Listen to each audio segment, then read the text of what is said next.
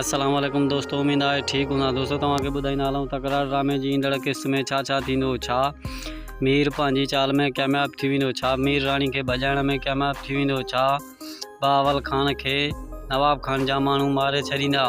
छा बख़्त पंहिंजी चालुनि में कामयाब थी ऐं पंहिंजे चाचे खे माराए छॾींदो?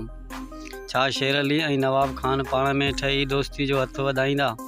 इन खां पहिरियां दोस्तनि खे गुज़ारिश आहे त असांजे चैनल ते नवां आहियो त असांजे चैनल खे सब्सक्राइब कंदा ऐं बेल आइकन खे ऑल करे छॾंदा, जीअं हर नई अपडेट सभ खां पहिरियां अव्हांखे मिलंदी रहे। तो दोस्तों हलूं था पंहिंजी मेन टॉपिक जी तरफ़। दोस्तों तव्हांखे ॿुधाईंदा हलूं त वक़्त पंहिंजी चाल में कामयाब थी वेंदो ऐं होॾां नवाब खान जा माण्हू उते विहारे छॾींदो, जीअं मीर उते अचे ऐं मीर ऐं बावल खे माराए सघां।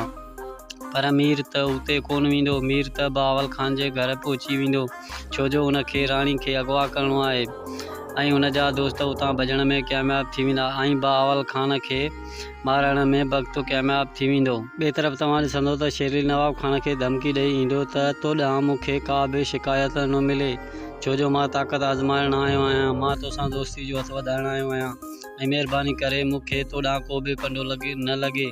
लेकिन नवाब खान पंहिंजी शैतानी चालुनि खां उनखे परेशान कंदो रहंदो।